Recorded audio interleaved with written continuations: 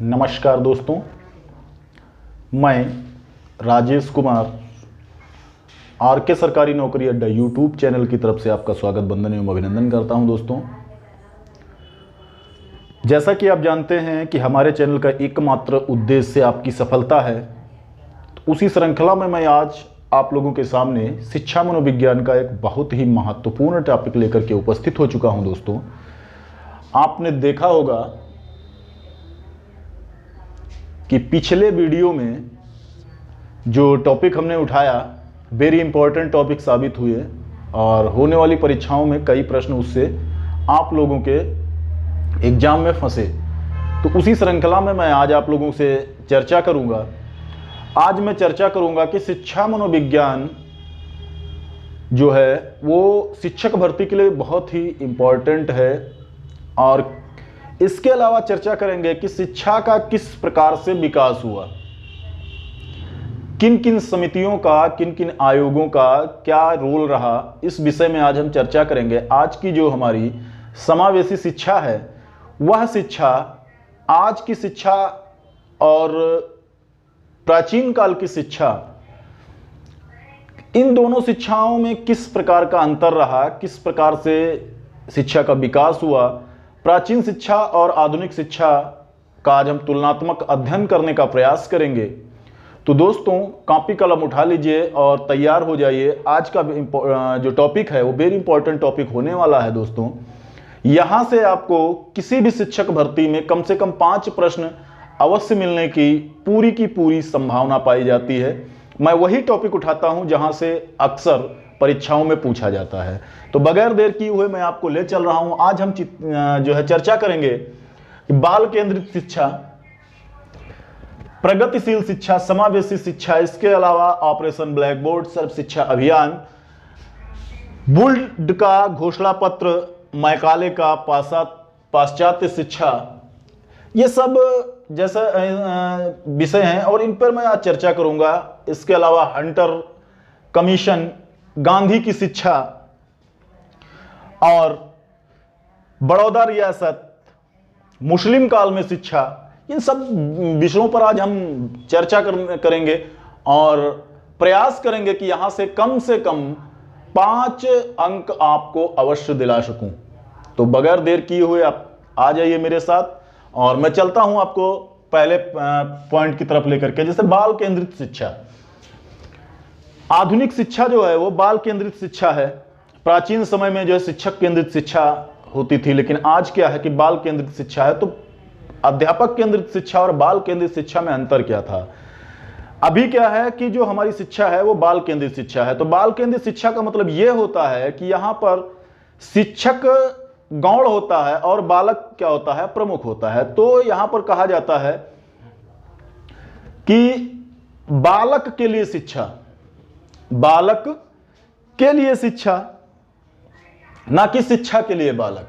कहीं कहीं पर आपसे पूछा जाता है कि शिक्षा के लिए बालक या बालक के लिए शिक्षा, ये किस शिक्षा की महत्वपूर्ण विशेषता है? तो दोस्तों, बालक के लिए शिक्षा है, बालक के लिए शिक्षा ये आधुनिक शिक्षा की भी विशेषता है। और शिक्षा के लिए बालक ये प्राचीन समय में पढ़ाया जाता था। आज क्या है, हमारे जो भी शिक्षण सामग्रियां हैं, जो भी शिक्षा है हमारी, वो बालक को ध्यान में रखते हुए बनाई जाती है और उसी अनुसार उसको जो है शिक्षा दी जाती है। जो हमारे बालक की आवश्यकता है उसी अनुरूप हम जो है बालक के अनुरूप ही हम शिक्षा प्रदान करने का प्रयास करते हैं। तो पहला जैसे हमने बताया आपको कि बाल केंद्रित शिक्षा, ऐसी शिक्षा प्रणाली जिसमें बालक के सर्वांगीण विकास पर जोर दिया जाता है, भावना और अभिव्यक्ति को महत्व देते हुए जनतांत्रिक माहौल में शिक्षा प्रदान की जाती है। बाल केंद्रित शिक्षा क्या होती है?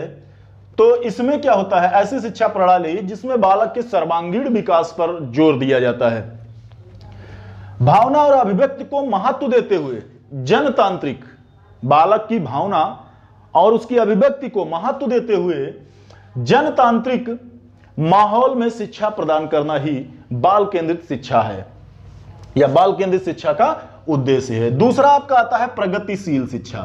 प्रगतिशील शिक्षा क्या है? प्रगतिशील शिक्षा के बारे में जॉन डीवी महोदय ने बताया कि बालक के लिए शिक्षा, शिक्षा के लिए बालक नहीं है।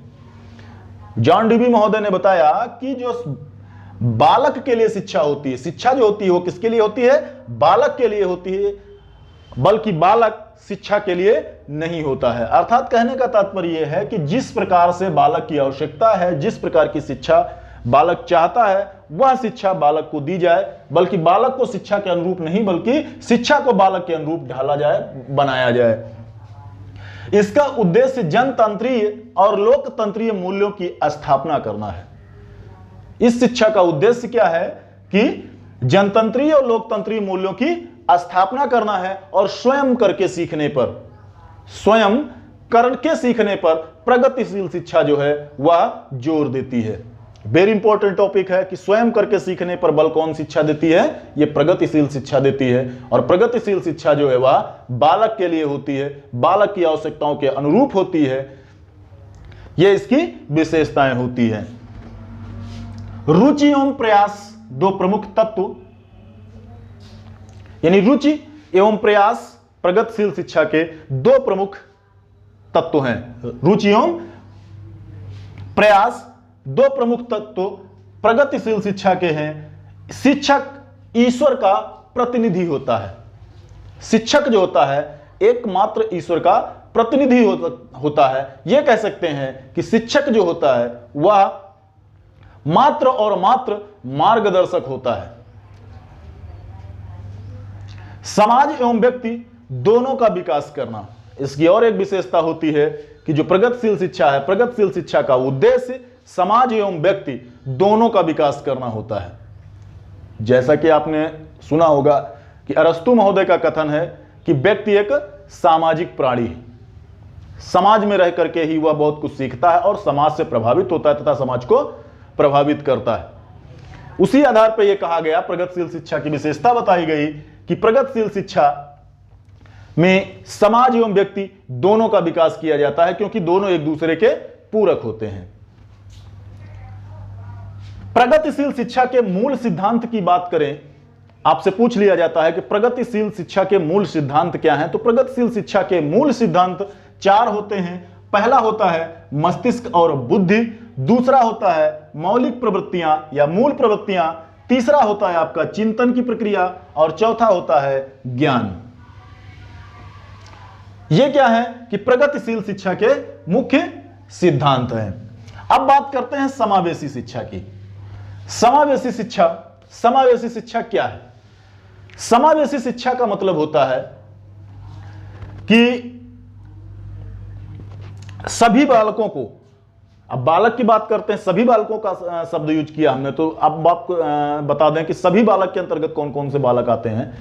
तो सभी बालक के अंतर्गत ऐसे बालक आते हैं जो हमारे समाज में पाए जाते हैं। वो किसी जैसे कह सकते हैं कि कई प्रकार के बालक हमारे मनोविज्ञान में बताया गया, मनोवैज्ञानिकों ने बताया कि यहाँ पर कई प्रकार के बालक पाए जाते हैं, चाहे वो प्रतिभाशाली हों, चाहे मंद बुद्धि हों, चाहे सामान्य स्तर के हों, चाहे विशिष्ट बालक हों।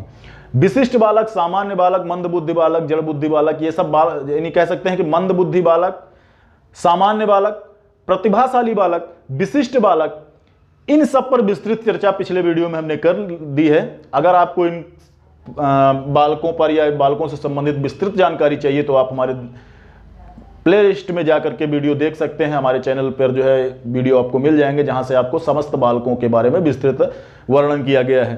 तो दोस्तों, बात कर रहे थे समावेशी शिक्षा का अधिकार 2009, शिक्षा का अधिकार 2009 के अंतर्गत समावेशी शिक्षा को विशेष महत्व दिया गया। इसमें विकलांग से वंचित, सामान्य से विशिष्ट, बिना भेदभाव के शिक्षा दी जाती है। कहने का तात्पर्य यह है, चाहे वो विकलांग हो, चाहे वो सामान्य हो, चाहे वो विशिष्ट हो, चाहे वो वंचित बालक हो, सभी बालकों को एक साथ बिना भेदभाव के शिक्षा देना ही समावेशी शिक्षा कहलाती है। अगर आपसे कोई पूछता है कि समावेशी शिक्षा क्या है, तो समावेशी शिक्षा चाहे वंचित बालक हो, विकलांग बालक हो, विशिष्ट बालक हो, प्रतिभाशाली बालक हो, मंद बुद्धि बालक हो, सबको एक साथ एक समान शिक्षा देना ही समावेशी शिक्षा कहलाती है। बात करते हैं ऑपरेशन ब्लैक बोर्ड की। ऑपरेशन ब्लैक बोर्ड बहुत बार पूछा गया है कि ऑपरेशन ब्लैक बोर्ड क्या है। तो ऑपरेशन ब्लैक बोर्ड जो है, यह प्राइमरी शिक्षा में या प्राथमिक शिक्षा में बोर्ड को शामिल किया गया, उस समय जिस समय ये ऑपरेशन ब्लैक बोर्ड चालू किया गया, ये राजीव गांधी जी के कार्यकाल में हुआ। तो ऑपरेशन ब्लैक बोर्ड जो है 1986 में प्रारंभिक शिक्षा में भौतिक संसाधनों को जुटाना, जो भौतिक संसाधन है जैसे ब्लैक बोर्ड, चाक, डस्टर आदि को जो है शिक्षा में, प्रारंभिक शिक्षा में या प्राथमिक शिक्षा में शामिल किया गया। तो इसी को हमने क्या कहा, ऑपरेशन ब्लैक बोर्ड। और ऑपरेशन ब्लैक बोर्ड कब क्या हुआ, यह हुआ 1986 में। और 1987-88 जो था, राजीव गांधी जो हमारे देश के प्रधानमंत्री थे, तो कह सकते हैं कि उनके कार्यकाल के समय में ऑपरेशन ब्लैक बोर्ड 1986 चालू किया गया। और 1986 ऑपरेशन ब्लैक बोर्ड 1986 का उद्देश्य क्या था, तो ऑपरेशन ब्लैक बोर्ड 1986 का उद्देश्य प्राथमिक शिक्षा में भौतिक संसाधनों को जुटाना था। दूसरी बात करते हैं डॉक्टर यशपाल समिति 1992। डॉक्टर यशपाल समिति 1992 क्या थी, तो इसके विषय में जानेंगे। तो आप कह सकते हैं ऑपरेशन ब्लैक बोर्ड जो था वो 1986 में चलाया गया। इसमें क्या था, इसमें भौतिक संसाधनों को प्राथमिक विद्यालय में जोड़ा गया, जैसे चाक, डस्टर, ब्लैक बोर्ड आदि हो गया, तो इसीलिए इसका नाम ऑपरेशन ब्लैक बोर्ड रखा गया। यशपाल समिति 1992 क्या है, तो यशपाल समिति 1992 विशेष रूप से बच्चों पर बस्ते के बोझ को कम करने के लिए यशपाल समिति का निर्माण किया गया। यशपाल समिति 1992 का मूल उद्देश्य बच्चों का जो बस्ते का बोझ था उसको कम करना इसका प्रमुख उद्देश्य था। अगर आपसे कोई पूछता है कि यशपाल समिति का क्या उद्देश्य था, यशपाल समिति ने क्या प्रस्ताव दिया या उसका उद्देश्य क्या था, तो डॉक्टर यशपाल समिति 1992 बच्चों पर बस्तों का बोझ कम करना इसका प्रमुख उद्देश्य था। अगला बात करते हैं मिड डे मील योजना। बहुत सुने होंगे कि प्राथमिक विद्यालय में मिड डे मील योजना चलती है, तो मिड डे मील योजना क्या है और इसका उद्देश्य क्या था। तो मिड डे मील योजना जो है, बच्चों को दोपहर में भोजन दिया जाता है, उसे मिड डे मील के नाम से जानते हैं। लेकिन ये भोजन दिया क्यों जाता है, इसका उद्देश्य क्या था, तो इसका उद्देश्य था कि बच्चों को ज्यादा से ज्यादा स्कूल में रुकने के लिए प्रोत्साहित किया जाए। मिड डे मील योजना 1995 प्राथमिक स्तर पर मिड डे मील दे करके बच्चों को स्कूल में ठहराव के लिए प्रोत्साहित किया गया कि जब बच्चों को मध्य समय में भोजन दिया जाएगा तो बच्चे ज्यादा से ज्यादा स्कूल में ठहरेंगे, रुकेंगे, और जब बच्चे स्कूल में रुकेंगे तो वो कुछ ना कुछ अवश्य सीखेंगे। तो इसका मुख्य उद्देश्य बच्चों का स्कूल में ठहराव था। मिड डे मील योजना की बात करें तो मिड डे मील योजना कब चली, तो यह चली 1995 ईस्वी में। अब बात करते हैं शिक्षा गारंटी स्कीम। शिक्षा गारंटी स्कीम क्यों चलाई गई और यह कब चलाई गई, तो शिक्षा गारंटी स्कीम 1999 में चलाई गई। और इसमें क्या था कि गांव में या ग्राम पंचायतों में, गांव में पंचायतों द्वारा, इस तरह से कह सकते हैं, गांव में पंचायतों द्वारा प्राथमिक स्कूल खोलना इसका प्रमुख उद्देश्य था। किसका प्रमुख उद्देश्य था, शिक्षा गारंटी स्कीम 1999। शिक्षा गारंटी स्कीम 1999 का उद्देश्य गांव में पंचायतों द्वारा प्राथमिक स्कूल खोलना बताया गया। अब बात करते हैं सर्व शिक्षा अभियान। सर्व शिक्षा अभियान आप लोगों ने बहुत सुना होगा, बहुत देखा होगा, स्कूलों पे, प्राथमिक विद्यालय पे लिखा रहता है सर्व शिक्षा अभियान। तो सर्व शिक्षा अभियान क्या था और इसका उद्देश्य क्या था, तो सर्व शिक्षा अभियान 2001, सर्व शिक्षा अभियान 2001 यह जो है अधिकतम बच्चों का प्राथमिक स्कूल में नामांकन करने के लिए, दाखिला दिलाने के लिए सर्व शिक्षा अभियान चलाया गया। अर्थात इसका एक कह सकते हैं वाक्य दिया गया कि सब बढ़ो सब पढ़ो, यानी सब पढ़ो सब बढ़ो। यह सर्व शिक्षा अभियान का वाक्य था। और इसका उद्देश्य क्या था, तो इसका उद्देश्य ज्यादा से ज्यादा प्राथमिक स्कूलों में बच्चों का नामांकन अर्थात दाखिला दिलाना था। अब बात करते हैं एनसीएफ 2005 की। एनसीएफ 2005 की। एनसीएफ 2005 स्कूली ज्ञान को बाहरी ज्ञान से जोड़ा जाए। एनसीएफ 2005 का उद्देश्य क्या था? एनसीएफ 2005 का उद्देश्य था कि स्कूली ज्ञान को, किताबी ज्ञान को बाहरी ज्ञान से अर्थात सामाजिक ज्ञान से जोड़ा जाए। अर्थात कह सकते हैं यही है करके सीखना। अगर हमें बताया गया, जो भी हमें स्कूल में शिक्षा दी गई, उसे बाहरी ज्ञान से जोड़ा जाए। और रटंत प्रणाली पर, प्राचीन समय में क्या था कि रटंत प्रणाली थी, एक ही चीज को हम बार बार रट रहे थे, रट करके उसको याद करते थे। तो यहां पर रटंत प्रणाली से मुक्ति दी गई, अर्थात रटंत प्रणाली को समाप्त किया गया। यह बताया गया कि रटंत प्रणाली की समाप्ति की जाए।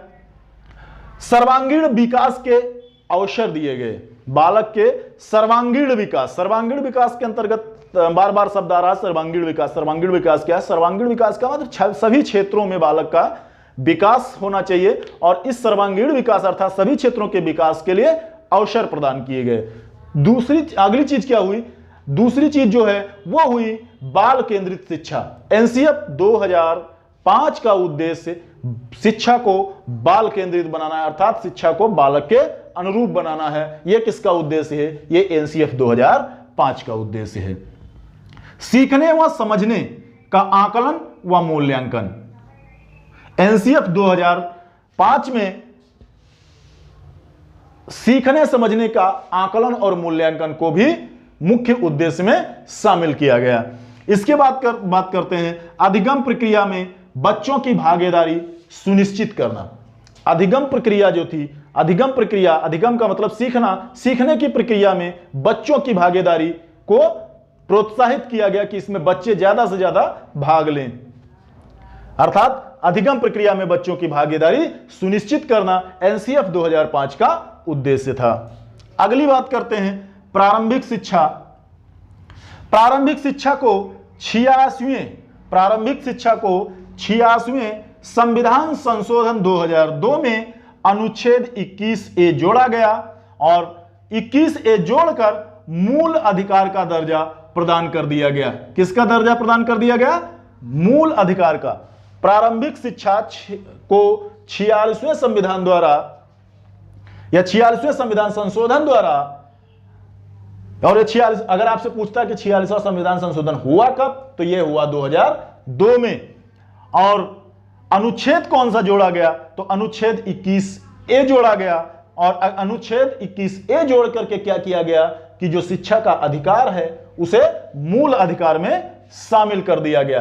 अब बात करते हैं कि ये जो मूल अधिकार बना दिया गया, ये था कहां पर, कहां से लिया गया? तो ये पूर्व में अनुच्छेद 45 के नीति निर्देशक तत्वों में शामिल था। इसे नीति निर्देशक तत्वों से शामिल कर निकाल करके इसे अनुच्छेद 21A जोड़ करके मूल अधिकार में शामिल कर दिया गया। अब बात करते हैं शिक्षा का अधिकार अधिनियम अर्थात RTE 2009 की। शिक्षा का अधिकार अधिनियम RTE 2009 में पारित किया गया। यानी आपसे कोई पूछ ले कि शिक्षा का अधिकार अधिनियम अर्थात RTE कब पारित किया गया, तो यह पारित किया गया 2009 में। और यह लागू कब हुआ, अगर आपसे कोई पूछ लेता है, तो लागू हुआ 1 अप्रैल 2010 से। शिक्षा का अधिकार अधिनियम 2009 पारित हुआ, 2009 में पारित हुआ, 1 अप्रैल 2010 में लागू हुआ। और इसमें था क्या? इसमें यह था कि 6 से 14 वर्ष के बच्चों को अनिवार्य एवं निःशुल्क शिक्षा प्रदान की जाएगी। यानी प्रत्येक बच्चे जो 6 से 14 वर्ष के हैं, उनका मूल अधिकार क्या, उनका अधिकार हो गया कि वो निःशुल्क एवं अनिवार्य शिक्षा प्राप्त करेंगे।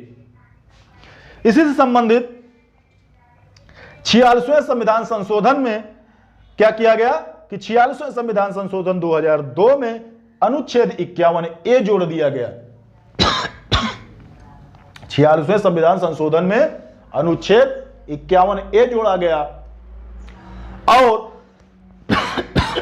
वहां पर क्या हुआ कि मूल कर्तव्य में जोड़ा गया, और अभिभावकों का यह मूल कर्तव्य बन गया, अभिभावकों का यह मूल कर्तव्य बन गया कि वह अपने 6 से 14 वर्ष के बच्चों को शिक्षा प्रदान करेंगे, अर्थात शिक्षा प्रदान करने में सहयोग देंगे, अर्थात उन्हें विद्यालय भेजेंगे और शिक्षित बनाएंगे।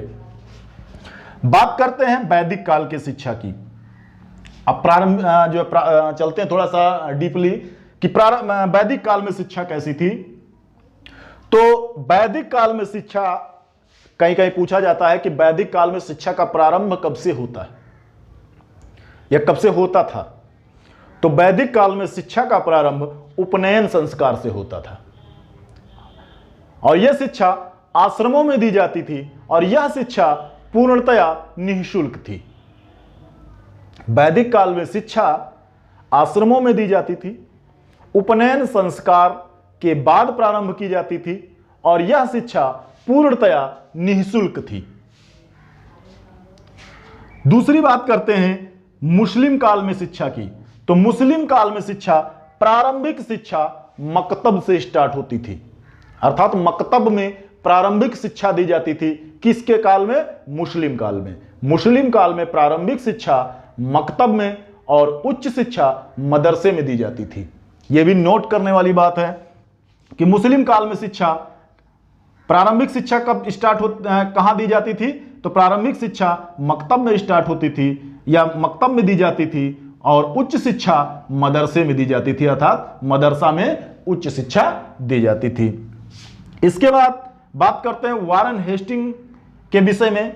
तो वारेन हेस्टिंग महोदय ने क्या किया कि वारेन हेस्टिंग महोदय ने 1781 ईस्वी में, वारेन हेस्टिंग 1781 में अरबी तथा फारसी शिक्षा हेतु कलकत्ता में मदरसे की स्थापना की। अगर आपसे कोई पूछता है कि कलकत्ता में मदरसे की स्थापना सर्वप्रथम किसने की, तो वारेन हेस्टिंग महोदय ने की। कब किया? तो यह 1781 ईस्वी में किया। और इस मदरसे में कौन सी शिक्षा दी जाती थी? तो इस मदरसे में फारसी तथा अरबी की शिक्षा दी जाती थी।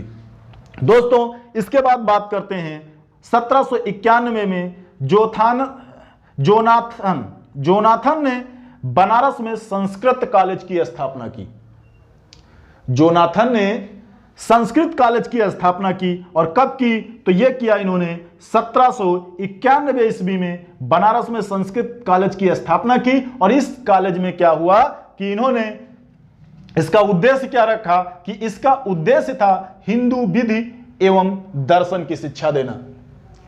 जोनाथन महोदय ने जो स्कूल या कॉलेज का निर्माण किया 1791 में, बनारस में संस्कृत कॉलेज की जो स्थापना की, उसका उद्देश्य हिंदुओं को विधि की शिक्षा एवं दर्शन की शिक्षा देना इसका उद्देश्य था। यह भी आप नोट कर सकते हैं कि जोनाथन महोदय ने जो 1791 में बनारस में संस्कृत विद्यालय की स्थापना की, उसका उद्देश्य हिंदू विधि एवं दर्शन की शिक्षा देना था। अगली बात करते हैं लॉर्ड मैकाले। लॉर्ड मैकाले ने पाश्चात्य शिक्षा अर्थात अंग्रेजी शिक्षा की शुरुआत की 1835 से, अर्थात लॉर्ड मैकाले ने 1835 में अंग्रेजी शिक्षा का प्रारंभ किया। इसे उस समय जो है पाश्चात्य शिक्षा के नाम से जाना जाता था। पाश्चात्य शिक्षा अर्थात अंग्रेजी की शिक्षा की शुरुआत की कब? 1835 में। किसने किया? लॉर्ड मैकाले महोदय ने किया। बड़ौदा रियासत, बात आती है बड़ौदा रियासत की। तो बड़ौदा रियासत एक ऐसी रियासत थी जिसने सर्वप्रथम अपने संपूर्ण रियासत में, बड़ौदा रियासत ने सर्वप्रथम अपनी संपूर्ण रियासत में प्रारंभिक शिक्षा को अनिवार्य एवं निःशुल्क बनाया। बड़ौदा रियासत ने सर्वप्रथम अपनी संपूर्ण रियासत में प्रारंभिक शिक्षा को अनिवार्य एवं निःशुल्क बनाया। ये आप नोट कर लीजिए कि सर्वप्रथम प्राथमिक शिक्षा जो थी वो अनिवार्य एवं निःशुल्क कब हुई और कहां हुई? तो ये बड़ौदा रियासत में हुई और बड़ौदा रियासत में पूर्णतया निःशुल्क एवं अनिवार्य शिक्षा दी गई। 1813 चार्टर एक्ट, 1813 चार्टर एक्ट में अंग्रेजों ने पहली बार भारतीय शिक्षा हेतु, चार्टर एक्ट 1813 में पहली बार भारतीय शिक्षा हेतु 1 लाख रुपए देने का प्रावधान किया गया। यह वेरी इंपॉर्टेंट चीज है। चार्टर एक्ट 1813, चार्टर एक्ट 1813 में अंग्रेजों ने पहली बार भारतीय शिक्षा को प्रोत्साहन के लिए 1 लाख रुपए देने का प्रावधान किया। बहुत बड़ी बात होती है कि अंग्रेजों ने पहली बार भारतीय शिक्षा है तो 1 लाख रुपए का प्रावधान किया। किसके अनुसार? चार्टर एक्ट 1813 के अनुसार। 19 जुलाई 1854 को घोषित चार्ल्स बुल्ड के घोषणा पत्र को भारतीय शिक्षा का मैग्ना कार्टा कहा गया। चार्ल्स बुल्ड का जो 1854 का घोषणा पत्र था, अर्थात 19 जुलाई 1854 का जो घोषणा पत्र था, उस घोषणा पत्र को भारत का या भारतीय शिक्षा का मैग्ना कार्टा कहा गया। भारत में पहली बार यानी पहली बार भारतीय शिक्षा पर विस्तृत चर्चा इसी समय हुई थी। भारत में पहली बार भारतीय शिक्षा पर विस्तृत चर्चा इसी समय हुई थी। कब हुई थी? तो चार्ल्स बुल्ड के घोषणा पत्र में, या कह सकते हैं घोषणा पत्र के समय। यह कब हुआ? यह 19 जुलाई 1854 को हुआ। और इसी समय क्या हुआ कि भारतीय शिक्षा पर विस्तृत चर्चा की गई। अगला है आधुनिक भारत का पहला शिक्षा आयोग। आधुनिक भारत का पहला शिक्षा आयोग, नोट कर लीजिए, वेरी इंपॉर्टेंट है। कब गठित किया गया? तो यह गठित किया गया 1948 और 1949। यह राधा कृष्णन आयोग बना। यानी आधुनिक भारत का पहला शिक्षा आयोग कौन बना? तो यह बना राधा कृष्णन आयोग। और यह कब बना? तो यह बना 1948 और 1949 में। इसी के आधार पर क्या हुआ कि यूजीसी बनी। इसी के आधार पर क्या बना? यूजीसी बनी। अगली बात करते हैं कि सर्व शिक्षा अभियान को प्रभावी बनाने हेतु 42वें संविधान संशोधन 1976 में शिक्षा को राज्य सूची से हटा करके समवर्ती सूची में शामिल कर दिया गया। आज हमारी शिक्षा क्या है? कहां है? समवर्ती सूची में। अब बात करते हैं कि यह समवर्ती सूची क्या हो गई। तो समवर्ती सूची पर थोड़ा सा चर्चा करेंगे। सूचियां हमारे संविधान में 3 प्रकार की होती हैं। एक होती है राज्य सूची, दूसरी होती है केंद्र सूची, और तीसरी होती है समवर्ती सूची। राज्य सूची में उन विषयों को रखा गया है जिसमें केवल राज्य का हस्तक्षेप होता है, अर्थात उसको बनाने का, उसे खत्म करने का अधिकार राज्य को होता है। केंद्र की सूची में क्या होता है कि उसको बनाने का, उसे खत्म करने का, उसे लागू करने का अधिकार किसको होता है? केंद्र को होता है। लेकिन जो समवर्ती सूची होती है, समवर्ती सूची में राज्य का भी इंटरफेयर होता है और केंद्र का भी इंटरफेयर होता है। लेकिन कोई विवाद की स्थिति उत्पन्न होती है तो वहां पर केंद्र जो होता है, केंद्र की या केंद्र का प्रस्ताव सर्वमान्य होता है। यह समवर्ती सूची की विशेषता होती है। तो यही चर्चा मैं आपसे कर रहा था कि जो सर्व शिक्षा अभियान को प्रभावी बनाने हैं तो 42वां संविधान संशोधन किया गया। और 42वें संविधान संशोधन के अनुसार क्या किया गया कि शिक्षा को राज्य सूची से हटा करके समवर्ती सूची में कर दिया गया। अर्थात शिक्षा पर राज्य और केंद्र दोनों नियम बना सकते हैं और दोनों उसको लागू कर सकते हैं। लेकिन सत्ता विवाद की स्थिति में केंद्र ही जो है, यानी यह कह सकते हैं कि कोई नियम बनाया गया और उसे राज्य और केंद्र दोनों में विवाद उत्पन्न हो गया तो केंद्र के द्वारा बनाए गए नियमों को लागू किया जाता है। अर्थात कह सकते हैं केंद्र जो है सर्वशक्तिशाली या कह सकते हैं शक्तिशाली पक्ष होता है समवर्ती सूची का। संसद द्वारा शिक्षा का अधिकार आरटीई 2009 पारित तथा लागू 1 अप्रैल 2010 से प्रभावी ढंग से प्रसारित हो रही है। यह पूर्व में हम बता चुके हैं कि आरटीई 2009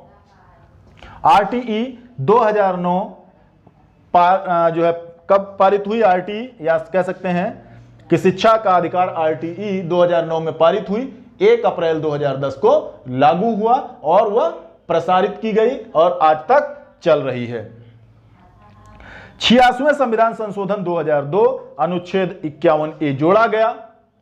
46वें संविधान संशोधन से अनुच्छेद 51A जोड़ा गया, जिसके अनुसार अभिभावकों का मूल कर्तव्य 6 से 14 वर्ष के बच्चों को शिक्षा प्रदान करने में सहयोग करना है। अर्थात उनका मूल कर्तव्य है कि अपने बच्चों को वो शिक्षा प्रदान कराएंगे।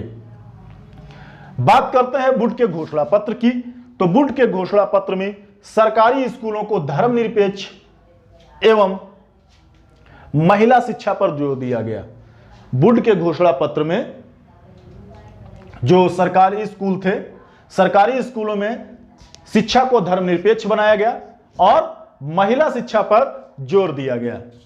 धर्मनिरपेक्ष बनाया गया और महिला शिक्षा पर जोर दिया गया। वुड की घोषणा पत्र के आधार पर ही मुंबई, मद्रास, कलकत्ता विश्वविद्यालय की स्थापना लंदन मॉडल में की गई। वुड के घोषणा पत्र के अनुसार ही क्या था कि मुंबई, मद्रास और कलकत्ता विश्वविद्यालयों की स्थापना की गई। और यह किस मॉडल के अनुसार की गई? तो यह लंदन मॉडल के अनुसार की गई। अध्यापकों की ट्रेनिंग एवं प्राथमिक विद्यालय खोलने के सुझाव भी वुड के घोषणा पत्र के अनुसार ही दिए गए। अर्थात तो वुड ने अपने घोषणा पत्र में अध्यापकों की ट्रेनिंग और उनके ट्रेनिंग के अलावा प्राथमिक विद्यालय खोलने का भी सुझाव दिया गया। हंटर कमीशन की बात करें तो हंटर कमीशन 1882 मुख्य रूप से प्रारंभिक शिक्षा के संबंध में था और इसके अध्यक्ष जो थे वो कौन थे? W. हंटर थे। हंटर कमीशन की बात अगर करें तो हंटर कमीशन का मुख्य या हंटर कमीशन 1882, आप कहीं नोट कर लें। हंटर कमीशन क्या था? Hunter commission 1882। इसका मुख्य उद्देश्य क्या था? इसका मुख्य उद्देश्य प्रारंभिक शिक्षा पर आधारित था और इसके अगर अध्यक्ष की बात करें तो इसके अध्यक्ष W. हंटर थे। गांधी जी ने अपने पत्र हरिजन में अनिवार्य एवं निःशुल्क शिक्षा की मांग की एवं शिक्षा का माध्यम जो था वो मातृभाषा बताया इन्होंने कि गांधी जी ने क्या बताया कि जो शिक्षा हमारे भारतीयों को मिलनी चाहिए उसका जो माध्यम होना चाहिए वो उनकी मातृभाषा होनी चाहिए। मातृभाषा में हमारे भारतीयों को शिक्षा प्रदान की जानी चाहिए। और ये इन्होंने किस पत्र के माध्यम से मांग की? तो हरिजन नामक पत्र से के माध्यम से इन्होंने मांग की कि जो हमारे भारतीय हैं इनको अनिवार्य एवं निःशुल्क शिक्षा दी जाए और जो शिक्षा दी जाए वह इनकी मातृभाषा में दी जाए।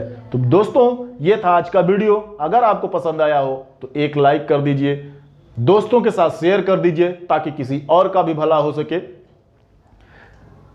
मेरे चैनल पर अगर पहली बार विजिट कर रहे हैं तो दोस्तों मेरे चैनल को सब्सक्राइब कर लें। दोस्तों इन्हीं बातों के साथ लेते हैं आपसे विदा।